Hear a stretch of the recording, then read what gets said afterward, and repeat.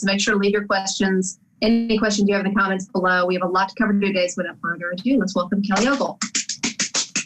Yay! Nicely done. So how are they going to write questions? Like on Facebook, and then will you feed them back to our me? Team will be watching the streams, and we'll kind of, I don't know who we want to put on that, but if we see any good ones that will be coming up, Amanda, would you be comfortable with us texting you those to put those in? I have it on my phone, which is separate from the iPad. Yeah. Right, I think that's what we'll do. Okay, so then we'll start our round of questions that are listed below. Last question should be around 3:25. So you're thinking this is going to be an hour long? That's our plan. I mean, we don't have a hard out on this, so we don't have to hit a specific time. We just want to do around 45 minutes to an hour. I mean, if we go a little bit over, a little under, that's fine. We just kind of want to have about that length. Okay, sounds good. We will put the communicate via chat or text. Okay, so you can just text me. Gotcha. Yeah, I think we decided, I didn't take that out, but I think text has been working the best for us on these. Okay, perfect. Okay, rapid fire. Okay, so then I get to ask Kelly just rapid fire questions. Fun. And I just put examples there. If you have something that is, more or less fun for that, feel free to make changes to that. Okay, you want me to add anything to that, Kelly? Okay, color. Those look good. You have a hidden talent. Golly. No.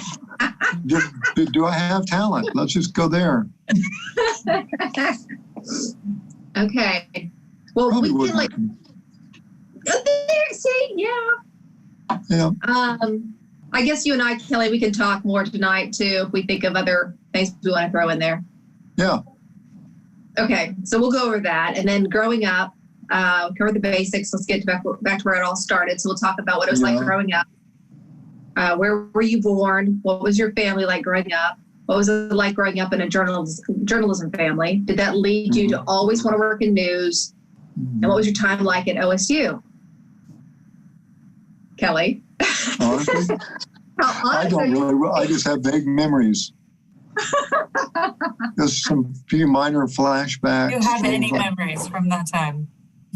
Good times. Yeah, we just think that we should work OSU in there somewhere. If that doesn't feel like the natural place to put it. That's a good place for it. Okay, it's such a big part of you. We love to. Oh yeah, I love OSU. We still up there for football games, and of course, all three of my daughters went there. Yeah. So we love OSU. Yeah, that's great. Okay, so we'll talk about growing up, and then through college, and then your home life.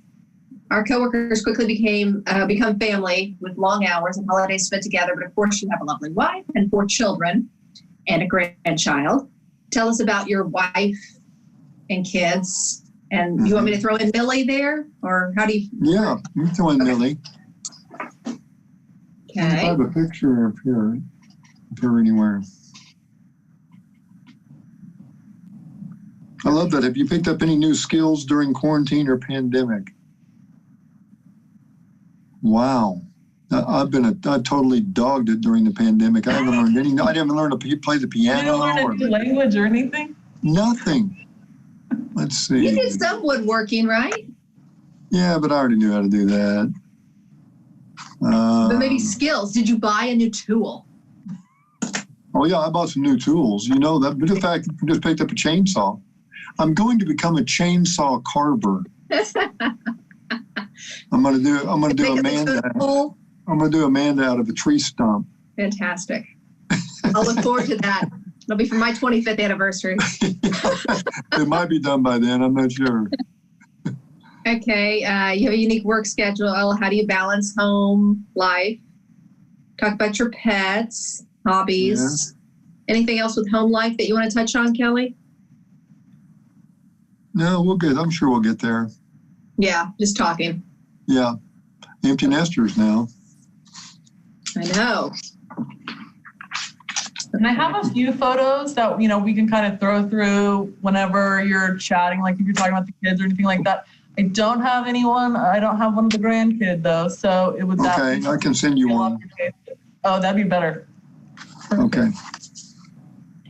Will we see which photos you're putting on there when we're doing it? You guys won't see it, no. Okay, that's fine. I will send you one of us tailgating at the donut shop because they didn't have any tables out because of the pandemic.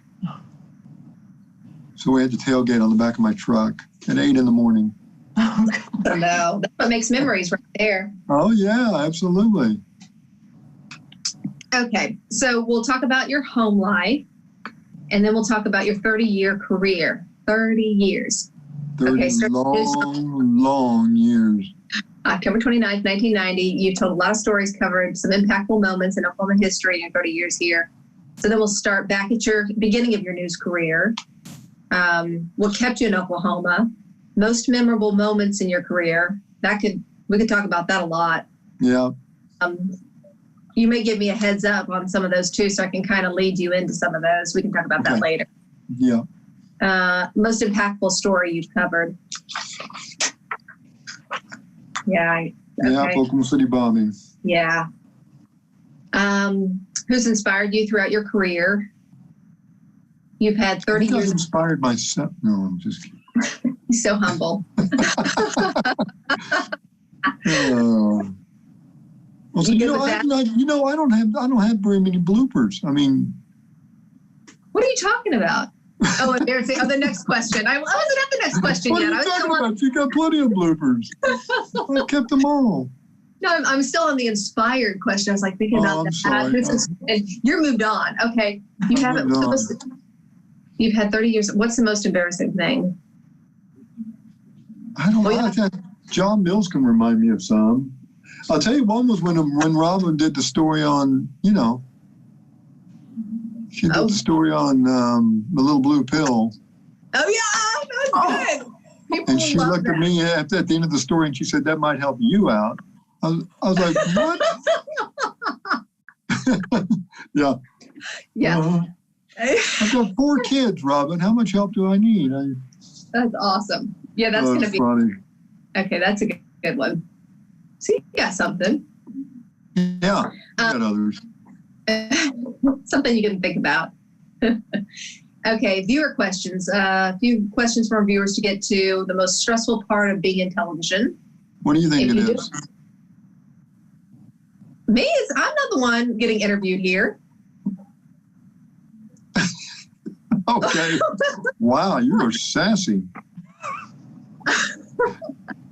I put up with this every day, you guys.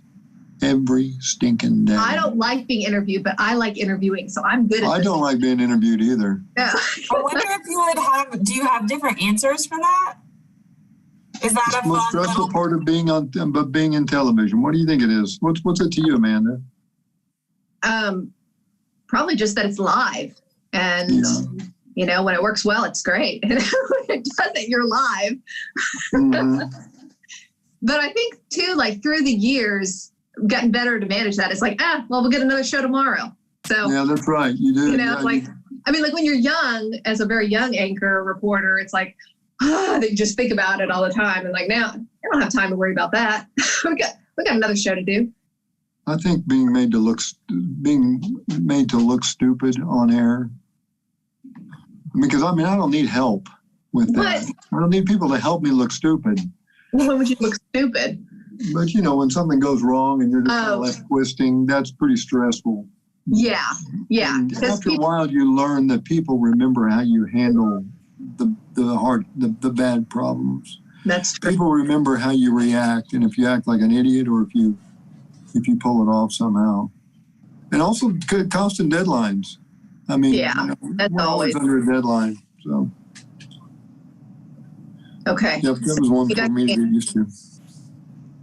Okay, so the teleprompters go down. Does that your feathers or like lighting or outages or the wasps in the studio?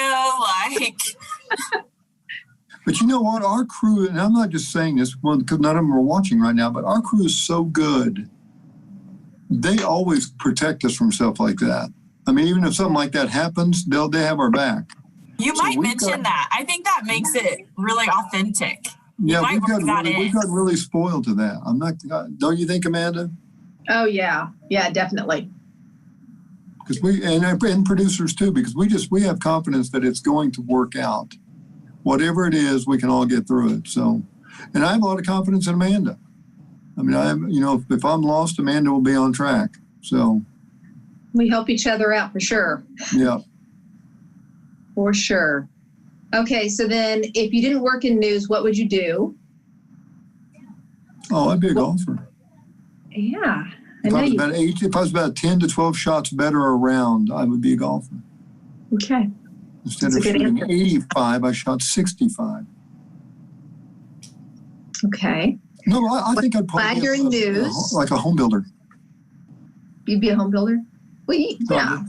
Yeah, I could see that for sure. Okay, what is the best piece of advice anyone has ever given to you? You may have to think of that. Yeah. What person, living or dead, would you like to interview? I'd like to interview my dad. Aw. Yeah. He's so cool. It would be. Did you ever get a chance to? No. No. Never did. Yeah. He saw a lot.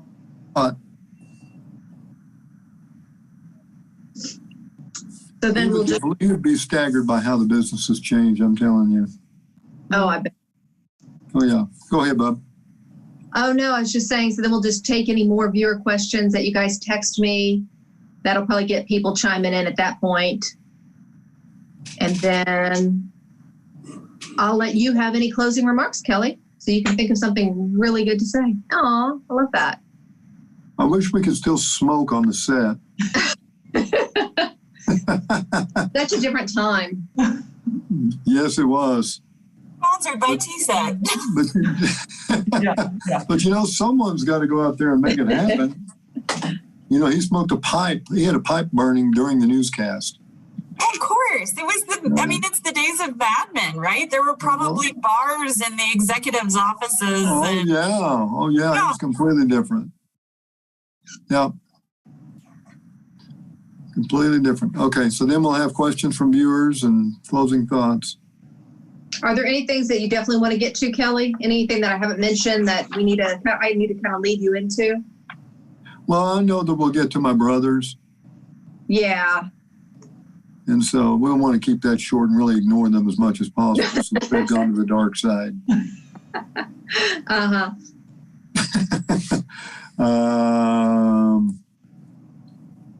We can talk about it. I can't think of it. You guys have done a good job covering everything. Yeah, thanks you guys. Thank you so much for coming up with these questions.